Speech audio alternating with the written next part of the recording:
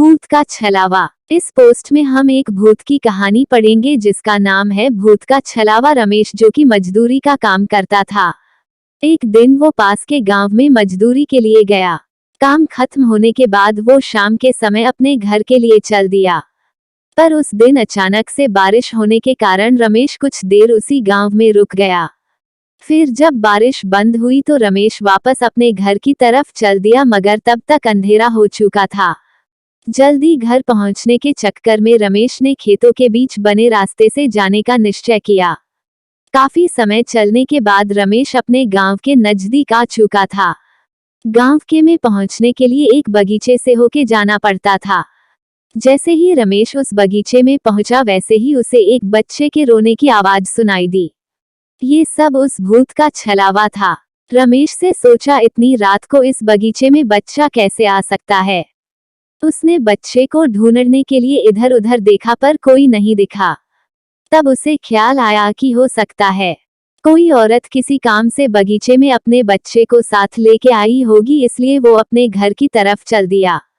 पर जैसे जैसे वो आगे बढ़ते जा रहा था बच्चे के रोने की आवाज उसे और जोरों से सुनाई देने लगी। रमेश ने फिर सोचा, हो सकता है वो औरत किसी परेशानी में फंस गई होगी, मुझे मदद करनी चाहिए। फिर जिधर से आवाज आ रही थी रमेश उधर ही जाने लगा। कुछ दूर पहुंच के उसने देखा एक 6-7 महीने का बच्चा एक पेड़ के नीचे लेटा हुआ है और वही रो रहा है।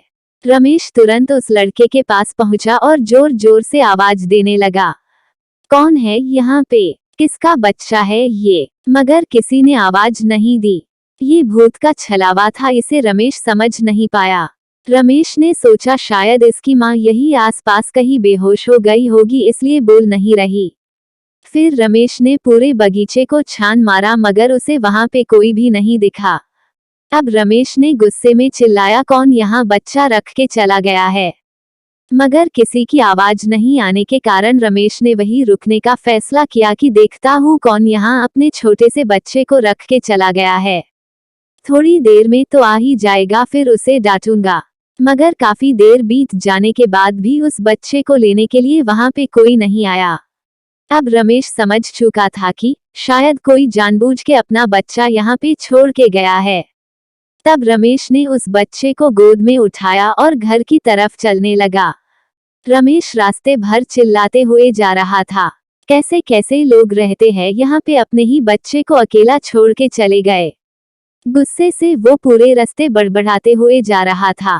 तभी रमेश को ऐसा लगा कि उसे चलने में दिक्कत हो रही है क्योंकि बच्चा बहुत भारी लग रहा था।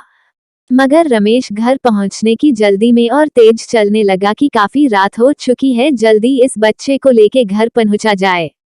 कुछ कदम चलने के बाद रमेश को ऐसा महसूस हुआ जैसा बच्चे का वजन बहुत ही ज्यादा बढ़ चुका है और वो बच्चे की उठा के चल नहीं पा रहा था। जैसे ही रमेश ने बच्चे की तरफ देखा, उस बच्चे की एक आंख बाहर की ओर लटक रही थी और उसके पैर जमीन तक टच होने ही वाले थे और बच्चा रमेश को देख के हंस रहा था।